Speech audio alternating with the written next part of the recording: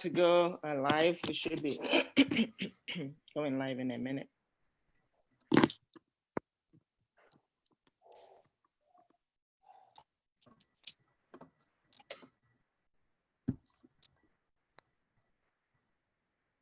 Good evening and welcome to the Grace Talk.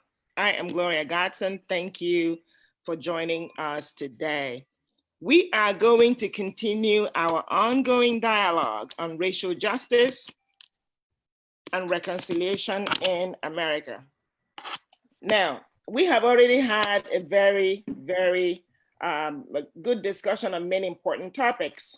And the goal of this conversation is to promote understanding, to promote empathy, to build bridges, and to look for solution options. Today, we are going to focus on racism, bias, and prejudice in the administration of justice.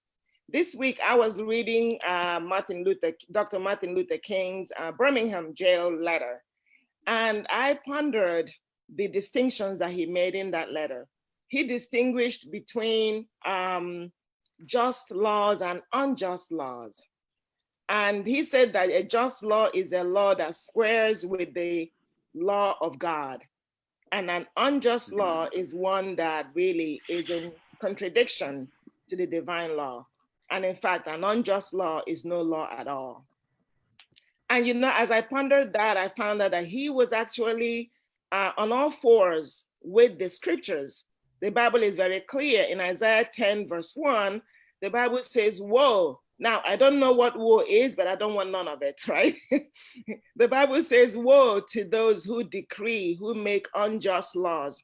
And I'm actually going to read it so I get it right. It says, woe to to the unjust judges and those who issue and administer unfair laws, laws that deprive the poor of justice and deny the rights of the needy. So you see, God is a God of justice. What we are talking about today is very near and dear to the heart of God. And you know what? It's also very important to our audience. We have received a ton of comments, questions, and even 2 proposals on police reform. So this is very important, and I'm looking forward to a robust conversation today. Once again, we have assembled a fantastic panel to have this conversation today. But as always, to our audience, we want your participation. Please engage with us throughout this discussion today. Make comments, ask questions, and join the conversation. So now let's meet our panelists. Ladies first. Ebony Wortham, who is an assistant DA. Dave Carey, who is a best-selling author, speaker, and educator. Emeka Igwe. Emeka is a criminal, civil rights, and military lawyer with a practice in Philadelphia and Wilmington. Emeka is also in the Delaware Army National Guard. Kevin Pease, who is a police officer. Bob Lewis, who is a manager at a large local company. And we're waiting for Brian, who is also a former police officer. Gentlemen and lady, welcome to our show. Welcome. Thank you. Thank you for having us. Absolutely. Before we start, I want to issue a disclaimer. As always, all the panelists here are participating in their individual capacities. What that means is that the views that they express on this panel are their personal views and does not represent the offices where they work, the companies where they work, the police departments, or the district attorney's offices where they work. They are here in their personal capacities and their comments are theirs only. So now let's go to the questions. My first question to you is this. There are robust allegations, and you've heard them in the Black community, about systemic discrimination in the administration of law and justice in America. Now, is there a basis? Do you believe that there is justification for this allegation? Emeka, I'm going to start with you. Thank you, Gloria. Thank you for having me on the show. So the answer to your question is yes. These are not just made up allegations. Those of us who work in law enforcement or work in the criminal justice system are witnesses to this systematic injustice. And as I mentioned last time on your show, the systematic injustice applies at every single level of law enforcement interaction and every level of the criminal justice system, from the number of disproportionately Black people who are stopped by the police for suspicions of crimes, the number of Black people who are arrested, the charges that are given and the severity of those charges, the bail that is put on Black defendants, and that has a large impact on plea deals and people doing pleas just to get out of jail, because a lot of times Black defendants can't pay the bail and they're stuck in jail. In fact, I represent a guy right now who on a DUI has been stuck in jail for 60 days because he can't pay $10,000 worth of bail that he received for the DUI. So also the kind of representation that they get as well too. If you don't have the resources to get a good attorney, then you're going to be probably stuck with less than adequate representation. The plea deals that are offered by prosecutors, I found to be largely unfair because a lot of times they involve jail time. And a lot of times, even if you take a plea, you come out with a felony, you're not going to be able to get a job, or you're stuck with a long period of probation or parole, which can be a trap to end you right back into the system. So it becomes a vicious cycle. So at every single level, there's a disproportionate effect on the Black population, and it's systematic. It's what I believe, purposeful and intentional. Unfortunately, if you look at the history of the criminal justice systems, but the good news is the things we can do, I'm sure we'll get into it, to correct the systematic injustice.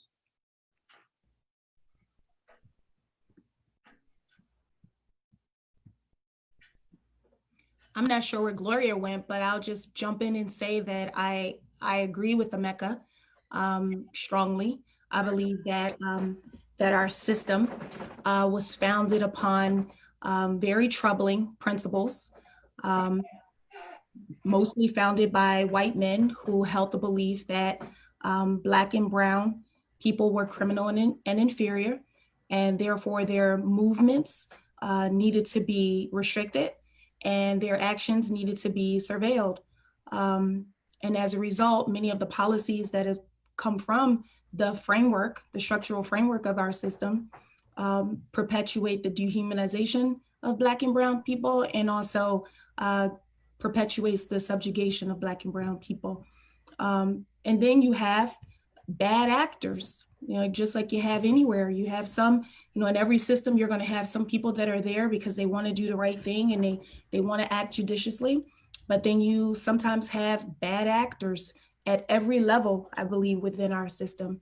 And those people are engaged in using the system to further restrict, further suppress, and further oppress people, in particular, Black and brown people. So I absolutely agree. And I think that is a great starting point, to look at our system and say it is fundamentally broken and it is not working, and it's founded upon principles that disfavor one group above the other.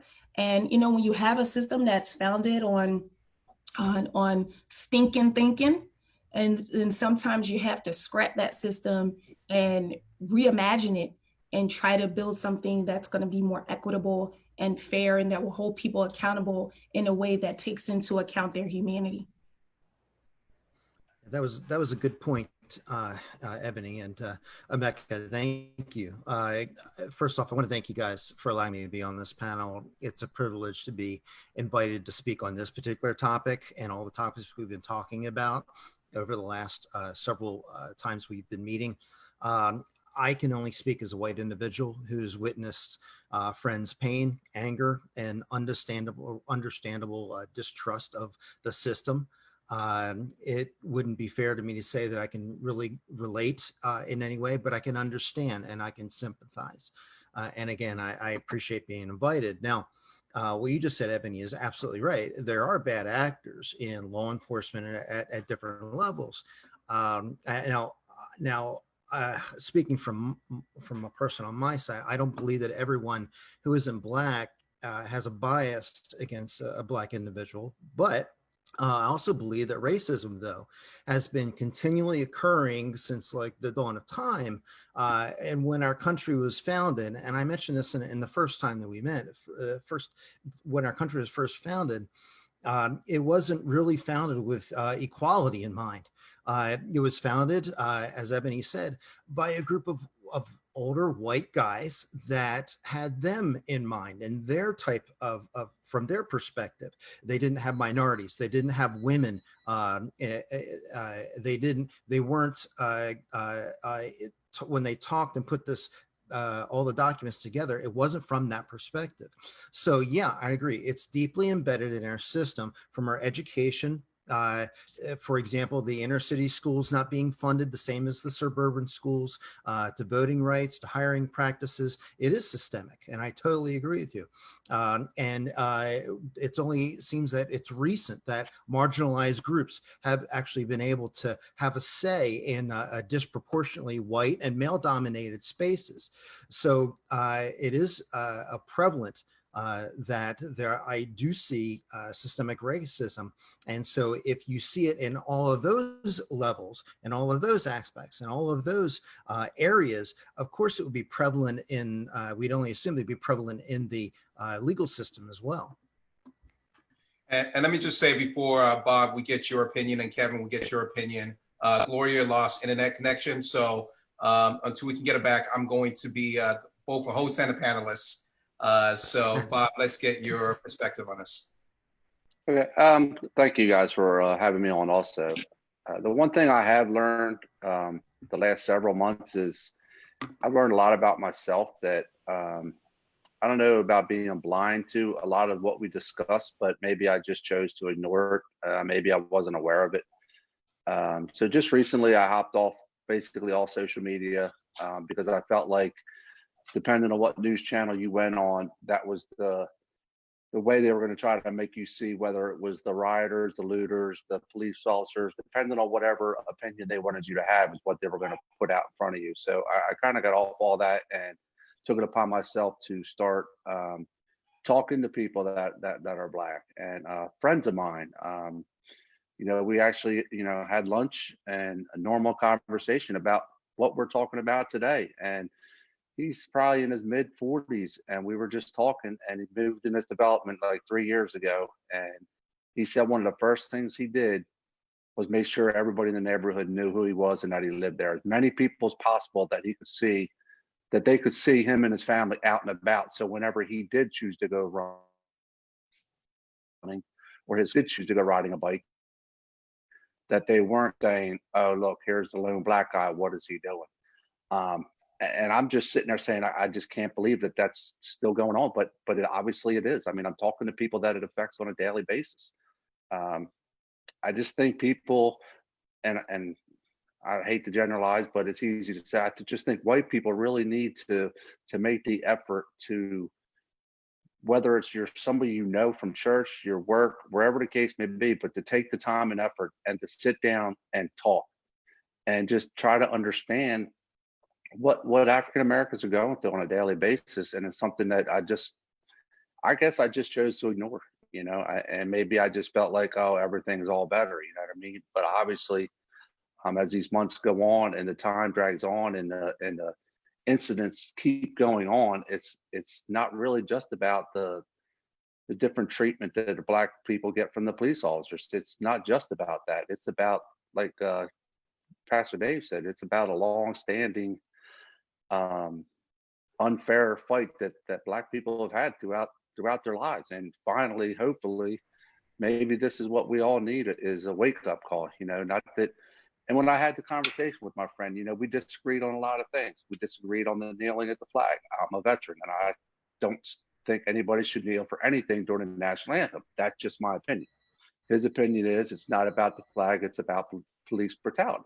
That's fine. Two different opinions. Guess what? We hugged, high-fived, and went our separate ways. Right. But I really think people need to sit down with people that don't look like them and not give them your opinion, but ask them, How is it going? What are you dealing with on a daily basis that I'm not aware of? Right.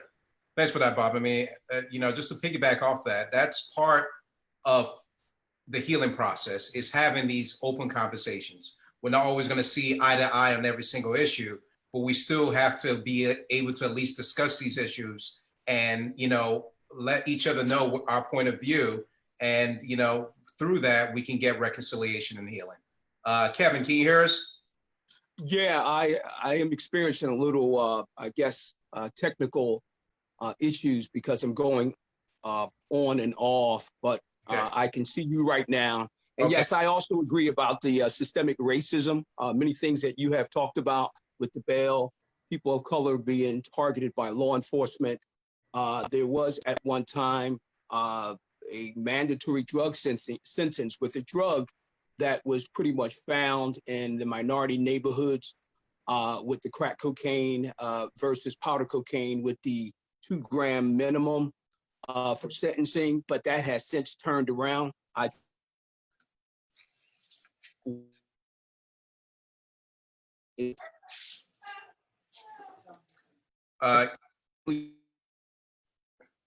Yeah, Kevin, you're right about those technical difficulties. Unfortunately, we can't hear you. We'll try and get Kevin back, but let me. Fortunately, I have a list of questions that Gloria went to ask the panel. So until we can get Kevin back, let's go on to the next question. The second question is, what kind of measures can be implemented to prevent the shooting of unarmed Black individuals? I'll start out with this, and then anyone else can jump in as they want to. So one of the things I think is very important is police body cameras. It will surprise a lot of audience members to realize that unless it's state police, most local police municipalities, they don't have body cams. And if we're capturing on video a small percentage, on cell phone videos, a small percentage of interactions that occur, imagine how much more so occurs when that's not caught on video. So I think it helps hold the officers accountable, but it also protects the officers as well too. Because if there is ever a false allegation of police brutality, the police could easily exonerate him or herself through the use of the body camera. And of course, it also holds them accountable to make them less likely to engage in any illegal tactics if they know that that body camera is on.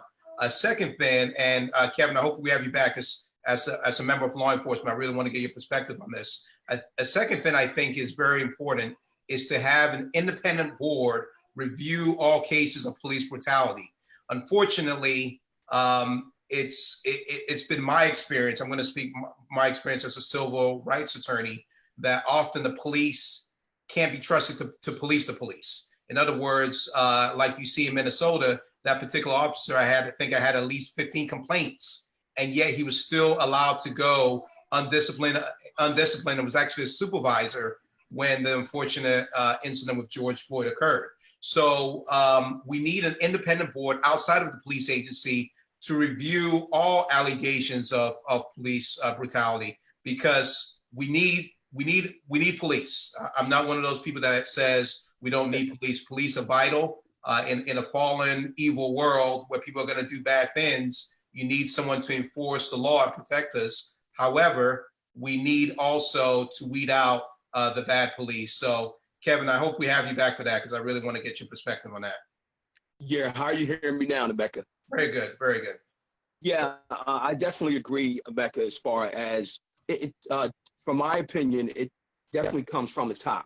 And the police department, I've been on for 32 years. The police department is making provisions as far as putting people of color in the top positions and addressing those officers that show a propensity for mistreating individuals. I definitely agree with you there that the police department, and they have started doing that as far as officers who show a history. It's not just a particular person, but it could be individuals all over the district that they work. If they have abusive language or excessive force, and the police department is now starting to shine light on that. Also, I think what also police brutality is we do have, once again, you mentioned about it's difficult for the police to police the police, but at the same time, that's the system that we have. And we actually had a independent civilian board. I don't know if they're still active now, but I know that was one of the issues, that to have an independent board review a lot of incidents of use of force. But one thing I see that's starting to be effective now, and even amongst my coworkers, is it's a concern about the court system. And I think the court system is starting to help alleviate some of those things, as far as the things that happen amongst the ranks of police officers. The judges are starting to address certain issues as far as finding officers credible. And what's going on in Philadelphia is that these officers may not have the opportunity to work as far as the way they're accustomed to working. Because if the judge finds that the officer is not credible, that information is now going to the DA's office, and certain officers are not allowed to testify.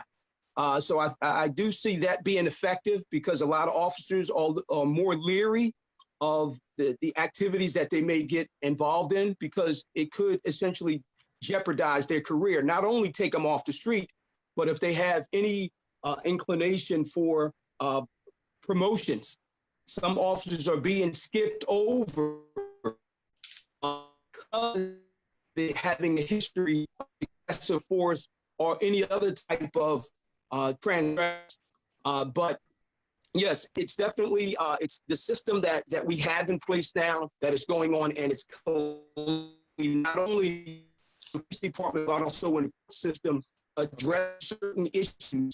I do see that have an effect on certain officers. Because we also need of different nationalities. I think a lot of, I know that may be questions as far as your technical difficulties. We got a good, thank you for that information. We got a lot of that good information before you start having technical difficulties again. I'll give this the floor back to Gloria. We're on the second question. What steps can be taken to, what kind of measures can be implemented to prevent the shooting of unarmed Black individuals? I answered the question, Kevin answered the question, Ebony, Bob, and Dave haven't got a chance to chime in yet. Thank you, Emeka. Technology just did the number on me right now and disconnected me. My internet connection cut out, so I do apologize for that. Ebony, so why don't you chime in? This is right up your alley. This is what you do for breakfast, lunch, and dinner, right? The administration of justice. So tell us, what do you think? Well, I certainly agree with Emeka and also Kevin Keys, and calling for the use of body cam for all police officers. But even before, I think even before we get them sworn in as officers and give them a gun and give them a body camera, I think that a great deal of attention and also reform should take place in the area of recruitment, and also how we assess and screen individuals to be police officers to begin with. I think that more attention needs to be given to mental fitness, emotional fitness. We need to pay attention to why individuals want to do the job, and give them some time to think about whether they want to be a part of the police department, and perhaps giving them a waiting period where they have to come back after 6 months and see if they still want to be a part of it, and not have this sort of what could amount to like an assembly line of individuals, coming in and signing up for this very important work. But in addition, I think that there has to be change in law defining what is permissible, what police officers can and cannot do. I think we have to take a look at what the law says around use of force, and there has to be swift and certain consequences if an officer discharges their weapon. And I believe that a police officer should be required to leave the force once they discharge their weapon, whether it's justified or not. Because once you have shot your weapon, if you have hit someone, if you have killed someone, I believe that that changes you on the job. And I believe that the officer should no longer work in that capacity. And I also think that if an officer is involved in a shooting and has to discharge their weapon, then financial responsibility, financial consequence should come from them personally. And That is very interesting, Ebony. So would you support the removal of the qualified immunity for police officers? absolutely. Thank you. I am very, I find it very, very fascinating what you just said about once they discharge their weapon, something changes in that officer. He's no longer the same. And so he should not be in that role anymore. That is fascinating. What do you guys think? I come to you, Dave. What do you think about that? Sure. Look, from a outsider perspective, just a citizen looking in on all of this, I think there should be some re-education on how to de-escalate situations without chokeholds or using deadly force from a policing perspective. And I believe reform is needed in that area. I also believe with police reform, I know that police have to make a split-second decision. But on the other hand, so do firefighters, so do EMTs, and others who hold life in their hands. And I think there should be re-education on when and how to use force, just like what Ebony had said. I know the police officers have a tough job, and that statement is, unfortunately, it's kind of easy to make from my perspective, from my chair. I'm not in the middle of it.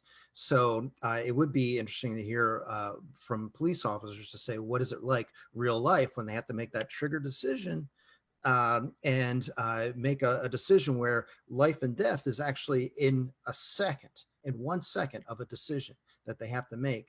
So yeah, absolutely. I do believe a lot of re-education is needed in that area.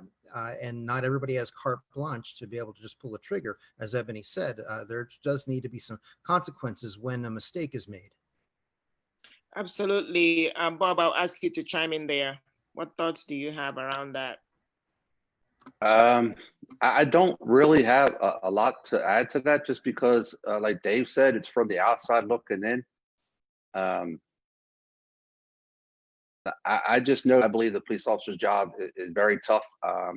And I believe 99.9% of police officers, black, white, or other, are good. Not only just good police officers, but good people. Right. So I don't know. I don't know what the answer is, to be honest with you. So I'm going to step out on this one, just because I really, from the outside looking in, I've never been in a position where I've had to shoot or aim a weapon at somebody with the intent on killing them. So I don't think that I should be adding anything to this. No, thank you. I appreciate that. Let's dive right into that. Bob was talking about police officers, and we did get a question here. It says that African Americans and minorities are major issues, and is not with the bad cops. And the comment says, we know who they are, and the good cops also know who they are. The main issue that causes the most problems are the good cops who watch the bad cops and don't do or say anything. Why is that so? And what's preventing the good cops from addressing the bad cops within the police department? I would ask Kevin to start on this. Obviously, this is where you live. This is right down your street. Why is it that police officers do not speak up when they see wrong being done by other officers? Well, first of all, thank you for inviting me. Secondly, can you hear me right now? Because I have been having technical difficulty myself. So I can hear you loud and clear right now.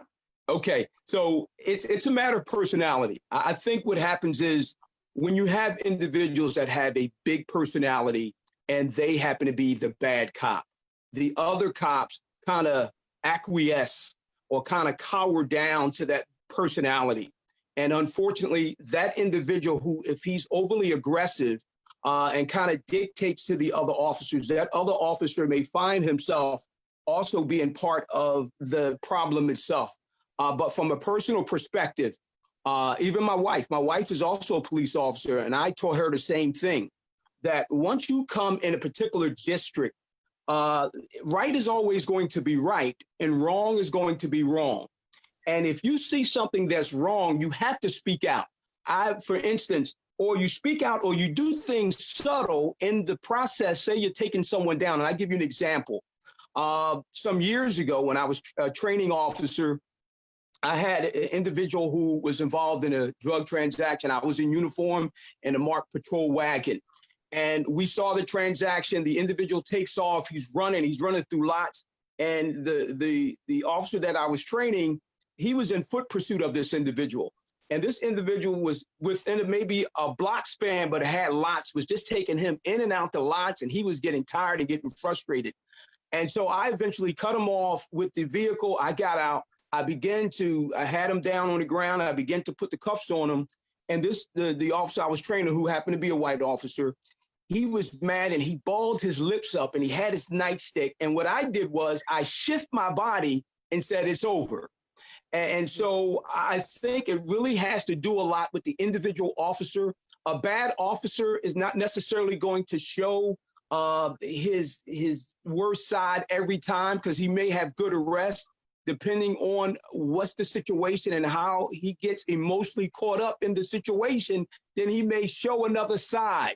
And then I think in that particular case, if something's going on, because particularly in Philadelphia area, you get an officer that does something that is excessive, it can start a riot in the area because you're close.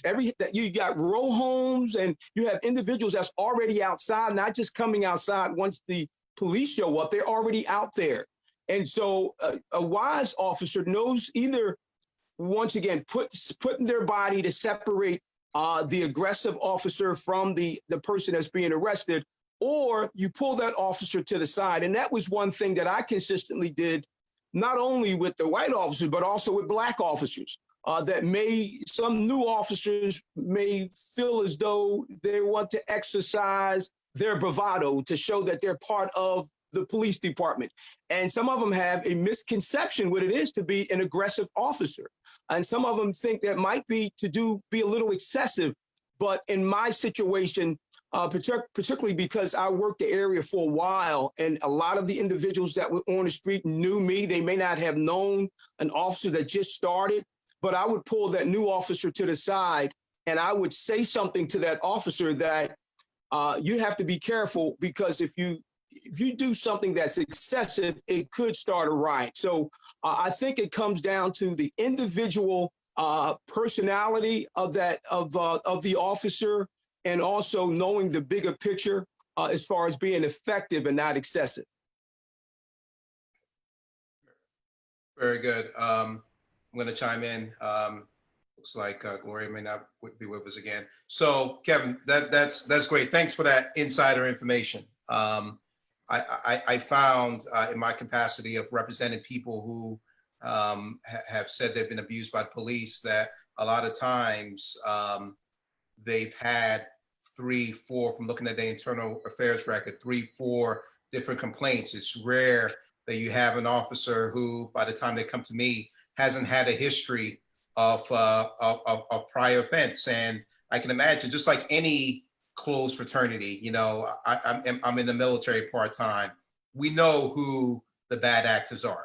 And, you know, so it is up to the good cops like yourself to, you know, to weed out the bad cops. Because like you said, one bad cop is a poor reflection on all the rest of the good cops. So yes, it's actually, you know, to your advantage to weed out all those bad cops. I mean, one of the disturbing things that we've seen in Minnesota, in Chicago, in a case I had in Philadelphia, where an officer, a high-profile case, where an officer pulled the hair of a young Black woman. The disturbing thing from those videos is you have other officers sitting around, not doing anything, not intervening, like you said, not telling up these officers, hey, that's enough. You know, the culture of if someone runs from the police, it's not okay to beat them. You know, that's something that has to be exposed and has to be put a stop needs to be put to that. So it's going to take a combination of efforts from civil rights attorneys, from police chiefs, but most importantly, officers on the street level to weed out those bad cops. Bob, Dave, or Ebony, you guys want to chime in? Any of that? Well, I'm not in this environment or this profession, obviously. I won't be able to successfully answer this question, but I do wonder with that suppression that may be happening, which is described in that question. I'm not sure if maybe police unions may play a role in that situation. I don't know what Kevin may have to think about something like that. What do you think, Kevin? As far as the police union taking what position? Well, in the suppression of, as this question goes. The police union is one thing to address a situation from afar. What we're talking about now has to deal with the individual districts that the officer is assigned to, because we get training. We get training on the do's and the don'ts. We have police directives on the use of force. We also know that we have to do a use of force memorandum that eventually is going to get scrutinized by an investigatory unit. But what it comes down to, now you can have all this information, the do's and the don'ts, but what it comes down to, and I truly believe that someone that's highly emotional should not be a police officer, because it's like a compound brick by brick that weighs you down. That officer lives a life outside the police department. He could have had a disturbance or some type of spat with his spouse. Then he comes to work and he's already emotionally charged. Also, the history of the officer. Some of the officers that make a lot of contact are in a high crime area where you get people that may say things that are not nice. You get people who, while you're making an arrest, they're standing around, and after a while, that mounts up on you.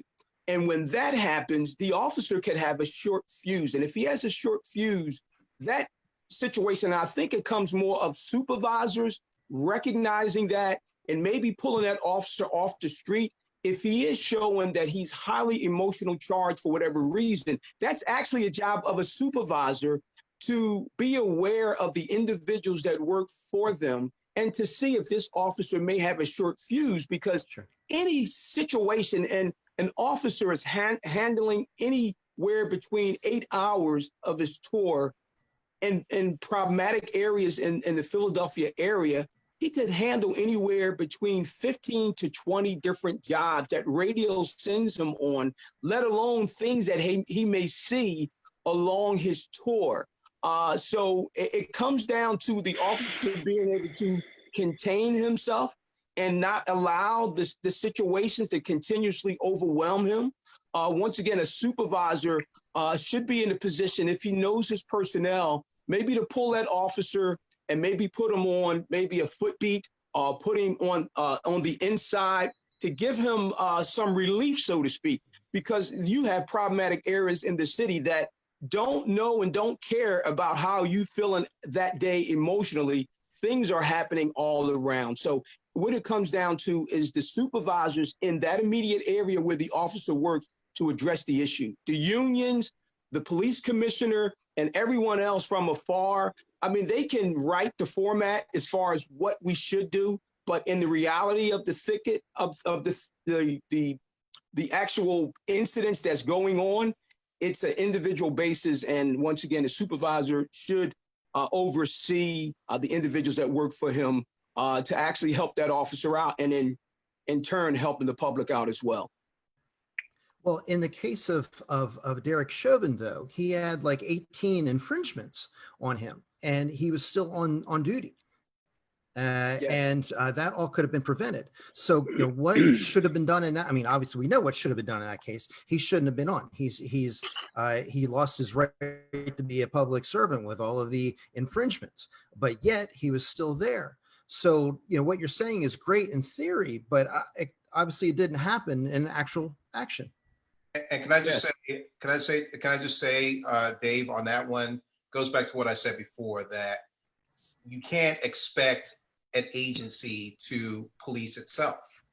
There's an inherent conflict of interest. It has to be taken outside of that agency. Right. And I want to get Ebony's perspective on this, because as a prosecutor, that is one of the agencies that's supposed to hold the police accountable.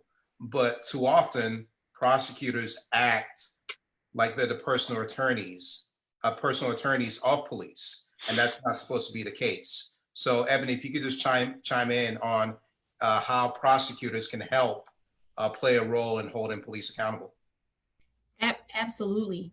It's important that there is a clear line drawn between police officers and prosecutors. It's important that the community knows, that the public knows, and that the respective offices know that we have a separate and distinct function, and that the prosecutor's responsibility is to hold all persons accountable for crimes that they commit. And that includes police officers if they commit crimes. And as Emeka said, it's very difficult for when there's cronyism, when there is all of these relationships that are improper. It's very difficult to police over and preside over misconduct and handle situations when those relationships are improper. So it's important to keep them separate. In many prosecutors' offices, they have units that are designed to handle special investigations, many of which involve allegations of misconduct by police officers, both while on the job and also when they're not in the job. Because we have to think about those situations too. Oftentimes officers in their private lives, when they're at home, sometimes there are allegations that there's spousal abuse, or there is other things that go on even when they're not on duty. And because of their position, people in their lives might be intimidated by that and might not want to come forward. So it's important that there are pathways and opportunities for police officers to be held accountable, both for actions that they commit while they're on the job and also when they're in the community and during their private lives.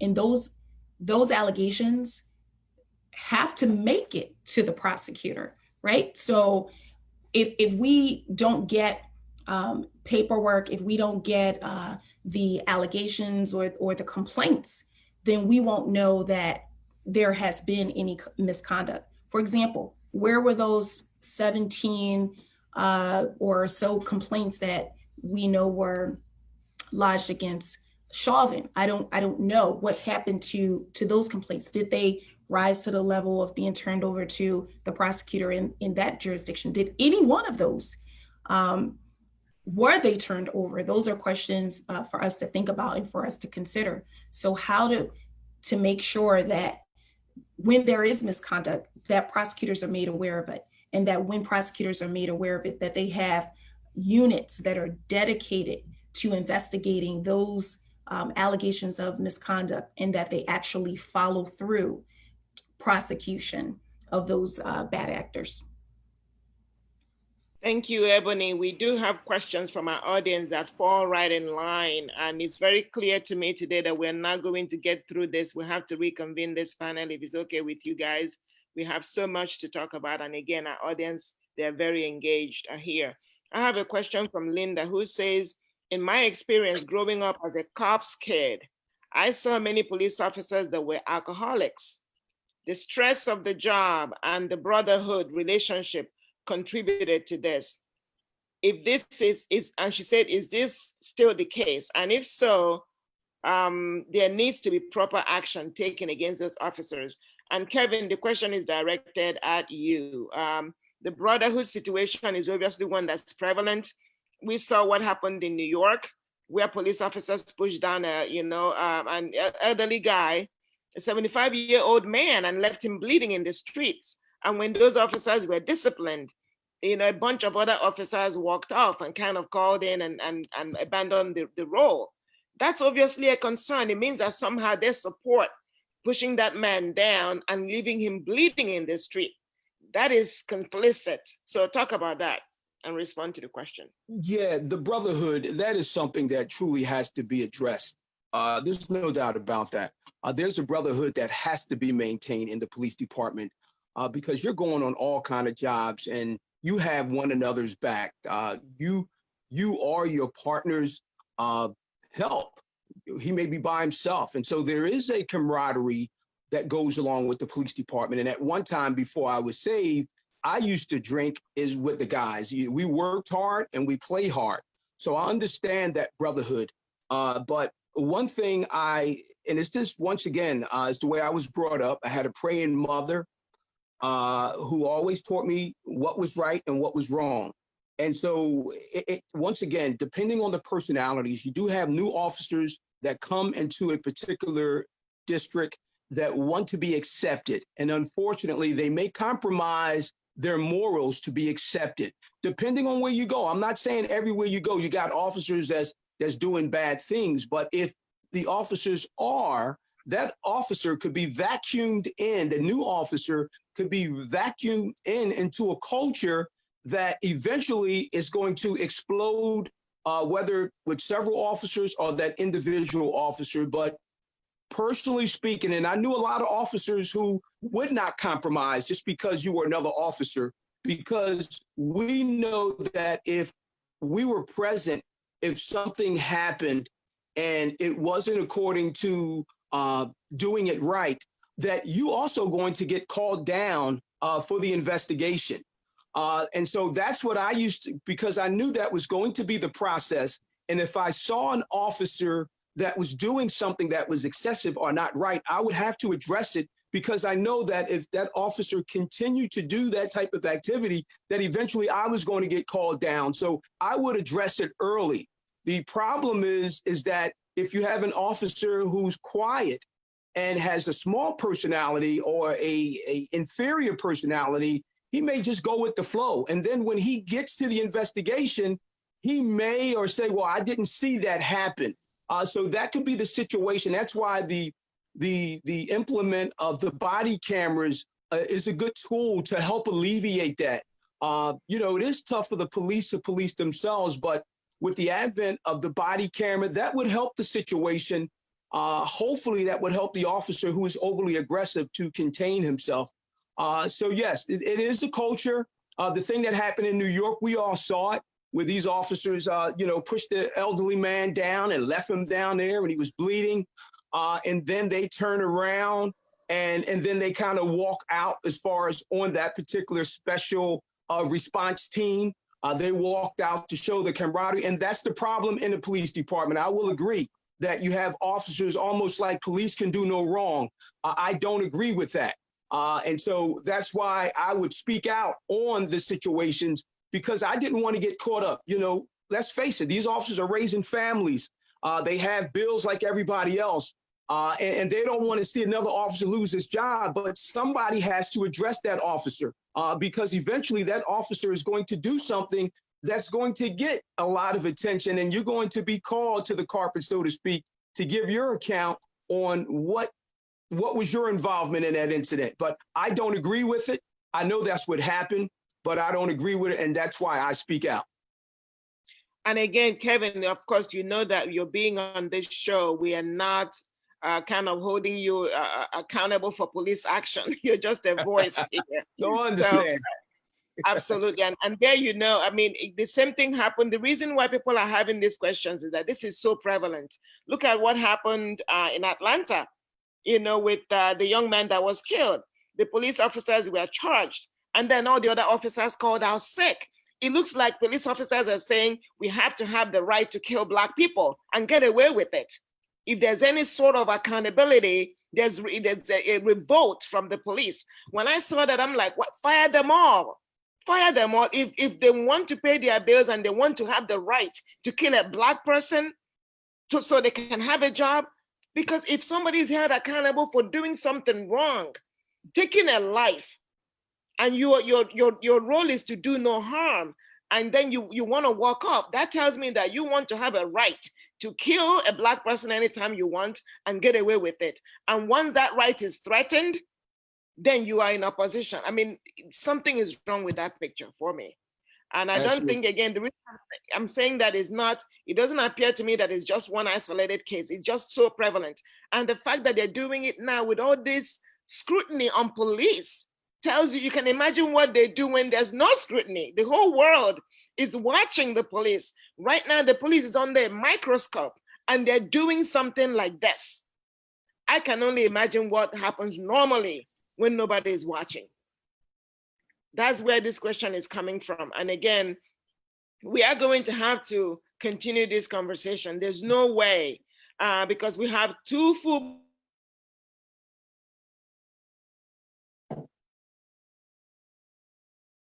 Did we lose her? All right. So let's ask this last question, and let's get everyone's input.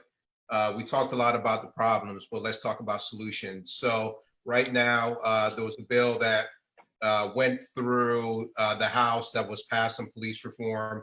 It was passed by the Democrats. I think the Republicans had their version that was started in the Senate. And so at least there's bipartisan agreement that there needs to be some sort of police reform. They might not agree on all the details, but there is an outcry for police reform. So let's get this question to everyone, starting with you, Bob.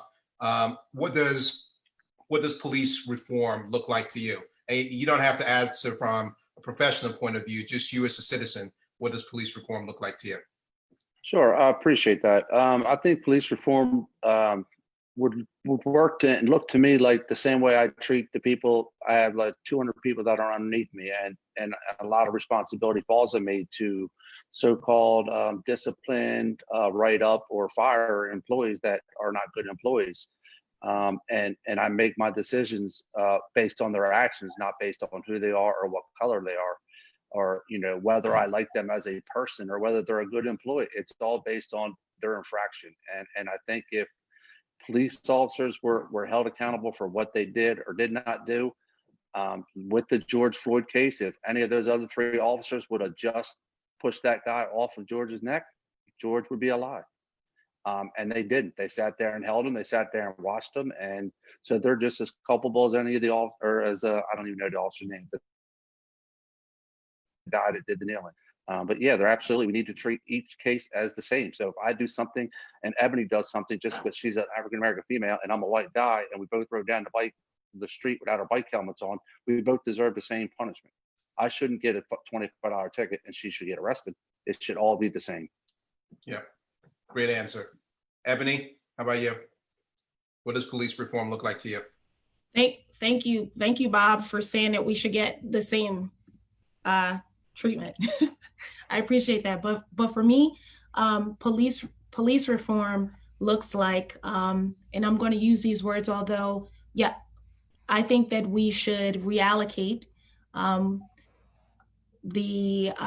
portion of the money that goes to the Philadelphia Police Department, and that money should go to communities, particularly communities that are marginalized and that are resource poor and resource strapped.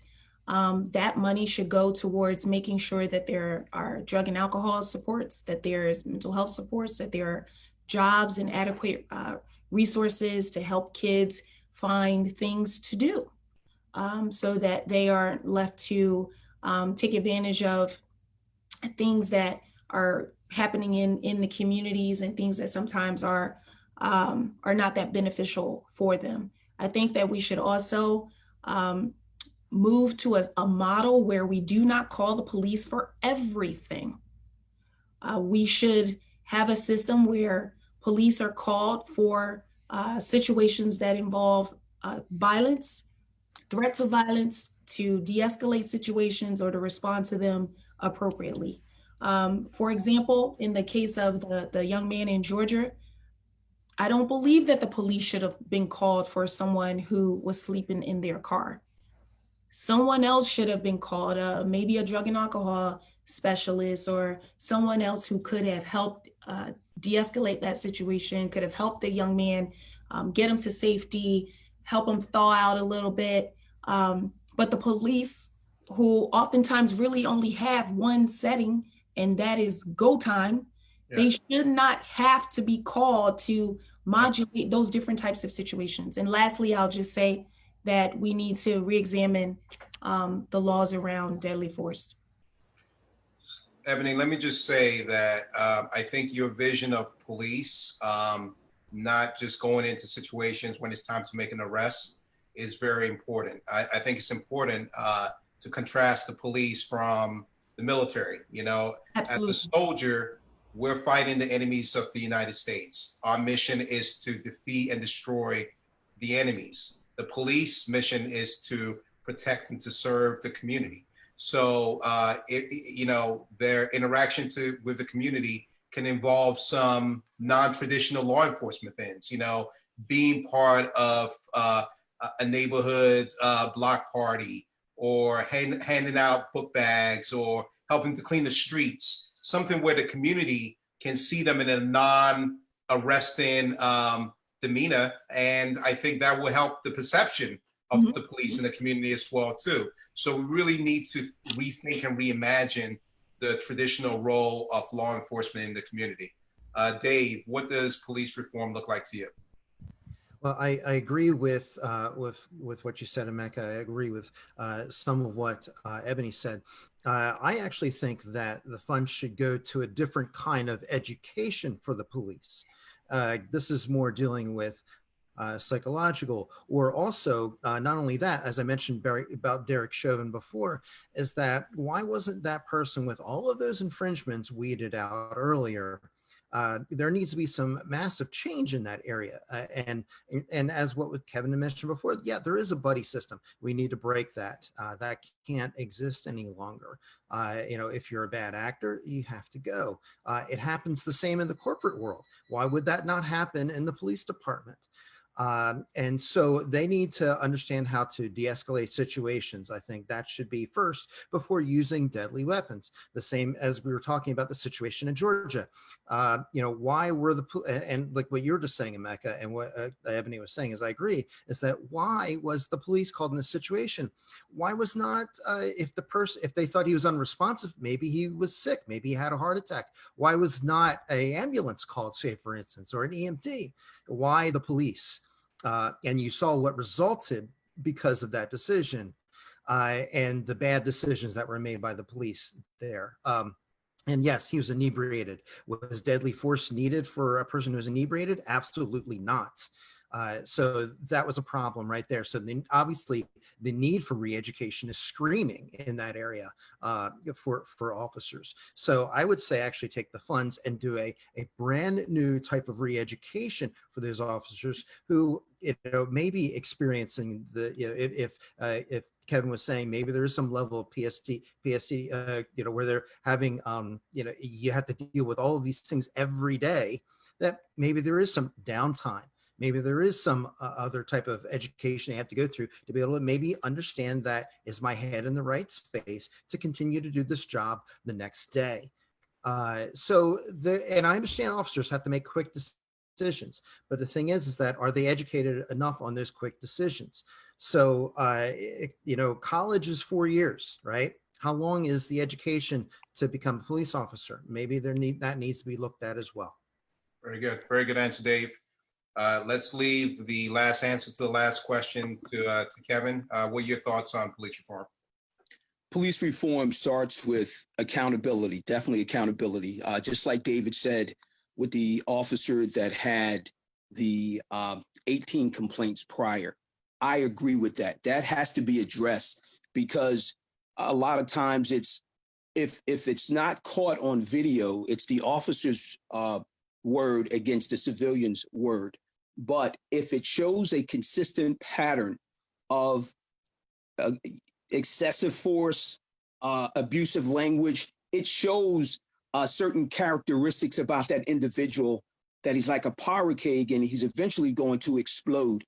And that's one way of kind of weeding it out. Once again, the police department has to be proactive when it comes to dealing with individuals that show a propensity of excessive force or abusive behavior towards maybe a certain people group. That has to get addressed. It has to be more than just skipping that individual for promotional examinations. It has to, because we don't know what the next step may be. It may be the death of someone. So it's definitely about accountability. I know when you say that maybe the police shouldn't get called to certain situations, if you have people who are not going to show any respect to the officer, all these other organizations, and my son, he's a fireman, and sometimes he goes to a situation where he's trying to help the individual who could be intoxicated. They may not want to respond to that individual, but then the fire rescue personnel will call the police to the area. So whether you call the police first or you call another organization, that other organization is going to eventually call the police.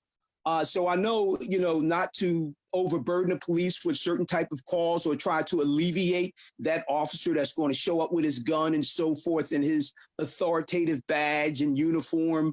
In many situations, if you dialed for those other organizations that the numbers are less than the numbers of the police officers, you may not get that individual for hours. Personally, when I was in patrol dealing with people with mental illness, sometimes we would have organizations that we would call to kind of mediate between the family and the individual, the patient. But it may take them an hour, hour and a half to arrive when it takes the police maybe within 15, 20 minutes to get there. But yes, police reform, to me, it has to be accountability within the police department. And disciplinary action also must be taken. We have to get out of this thing of hours because, for one, it's not good for the officer in the long run. He can lose his job. He can get arrested. So I believe that it should be addressed early while you can still get maybe some help or some therapy for that officer. And if that officer does not respond to therapy, then that officer should not be an officer. Right. Thank you, Kevin. Thank you for your input. We could go on and on for another hour. This was a very fruitful discussion, but we have to bring it to a close. I want to thank all the panelists. Thank you, Dave. Thank you, Bob. Thank you, Kevin. And thank you, Ebony, for participating. We want to thank Gloria for inviting us to be on the show today. And we want to thank the audience for tuning in. The Grace Talk would not be held next Saturday in honor of the 4th of July. It will resume the following Saturday on July 11th at the same time, Saturday at 7 p.m. Everyone have a good night, and we'll see you in the next show. Take care. God bless. God bless. Bye-bye.